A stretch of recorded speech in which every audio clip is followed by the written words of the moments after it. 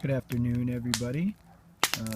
July 5th, we are celebrating our Day of Independence for the United States of America. Anyways, I don't know if you got to see the first video that I did like this, but this is the second of two so far, but will probably be many more.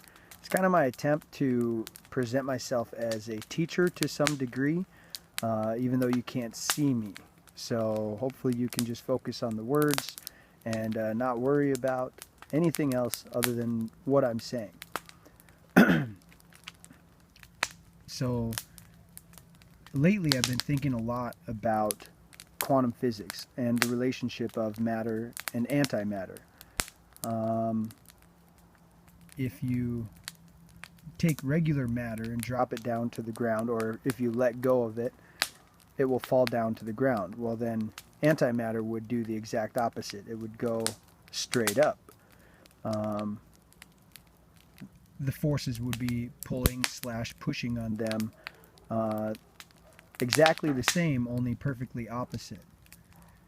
So everything that is something that you can see, touch, feel, hear, taste,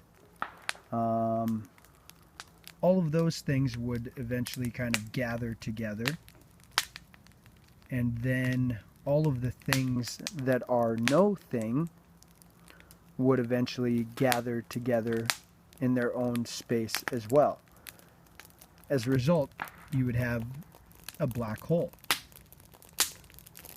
So the spectrum would be, for example, a planet like planet Earth rotating around the sun that we see every day, the star that we see every day. Earth and the black hole, which we are spinning around in the Milky Way galaxy, would be the exact opposite of each other. One would be made up of something, and the other would be made up of nothing. No thing. In a sense, when you look at the periodic table, you would have to imagine a mirror image of the periodic table, because for everything there is a no thing. So once again, we're talking about matter versus antimatter, and how essentially they are the exact same thing, only perfectly opposite. So if you start to think about a person's spirit or their soul, to some degree that makes perfect sense. That inside of each of us we probably have either a little bit or whatever amount is necessary of antimatter within us that communicates to itself, independent of the physical body.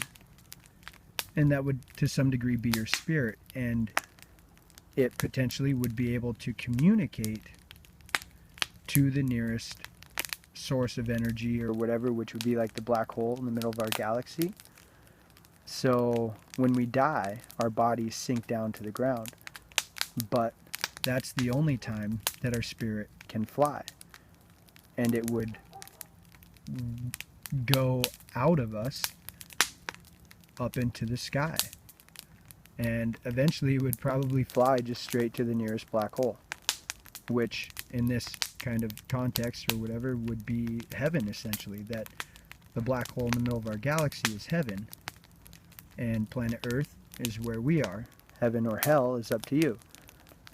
For example, if this is true, in heaven there would be no thing to touch, smell, see, hear, taste. It would be like a hologram. So the black hole would be a hologram of us to some degree, in terms of their limitations and things like that. So their spirits could live happily day after day after day, but eventually they would want to say to one another, I wish I could hold you, I wish I could touch you, I wish I could say I love you. And the one thing that you can't do in this idea of heaven would be physical contact with another human being. You would not be able to have sex. You would not be able to create life to some degree. Whereas on planet Earth, that would be the only time that spirits are free to be happy. They would get to touch each other and sense each other to some degree. So anyways, back to matter and antimatter. When you put it in that perspective or that kind of a context, it really starts to make you think and wonder about, life in general.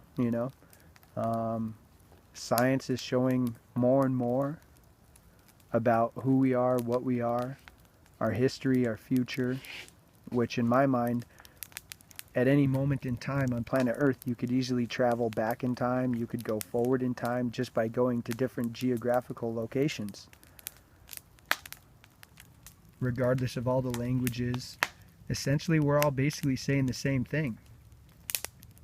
If you tried to do a mathematical equation on it, each individual would be worth 1/7 billionth of humanity. And so essentially it would deduce down to where each person is either on or off, 0 or a 1, positive or negative. And essentially that would be their feng shui, their qi. They would have positive qi or they would have negative qi. And in heaven, I'm assuming that they love positive qi. They love to be happy. And they're just hoping that we can be happy too. In order to be fully happy, you have to not hate.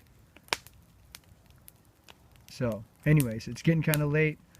I got Nate the Great standing here behind me. So, I'm going to call it a wrap for tonight.